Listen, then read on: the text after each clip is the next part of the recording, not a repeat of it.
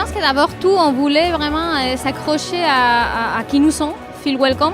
C'est notre métier, c'est notre valeur. Et on voulait un instant capable de refléter cette capacité d'accueil.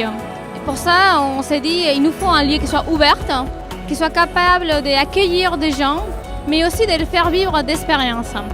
Pour le faire, on a fait appel à différentes marques du groupe et on a travaillé tous ensemble pour faire finalement que ces 400 mètres carrés soient vivants, soient pétillantes et soient blindés du monde du matin au soir.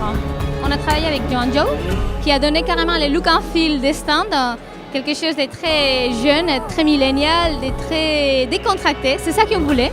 On a justement pu travailler aussi avec So. Il nous a fait vivre des expériences géniales de la main de So Paul, un welcomer fantastique, So fantastique. Les barman qui nous ont fait découvrir vraiment des cocktails absolument magnifiques et avec des marques de restauration comme Nani qui est une marque de 25 Hours qui pareil à travers ses plats nous a emporté au-delà des ports de Versailles, nous a fait découvrir des saveurs de goût qui sont vraiment dans la Méditerranée, donc c'était des moments de plaisir, ça qu'on voulait. Et finalement je tiens vraiment à souligner John Paul, cette marque de conciergerie où justement on a fait rêver, mais d'une manière je pense qu'on ne pouvait pas imaginer tous les visiteurs qui ont passé par les salons, et parce que finalement on est allé chercher l'essence de cette conciergerie et finalement accomplir le vœu. C'est ça qu'il sait faire, on l'a mis à travers les Wish Maton au service de nos visiteurs et on a cartonné.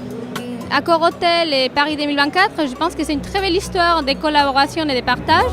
Et nous avons eu la chance de choisir les startups à l'intérieur de notre lab aussi qui ont intéressé cette candidature. Il y en a quand même les groupes qui portent le nombre plus important des startups choisies par le label Toward to Paris 2024. Donc ravi et je pense que c'est une reconnaissance justement à cette philosophie qu'on a essayé aussi d'intégrer dans les choix de nos startups. On voulait vraiment ramener des startups au service de l'expérience client. Et on voulait vraiment identifier des startups où la technologie est au service d'une interaction utile, d'une expérience plus poussée, d'un savoir-faire qui est le nôtre et qui est finalement l'accueil. Et je pense qu'on a réussi quand même à faire un bon choix, un choix où la lecture est simple et directe. Et on a justement des domaines de compétences très variés, très intéressants. Donc on a des startups qui sont dans les domaines de la Smart City, du wellness, de l'attention et assistance client.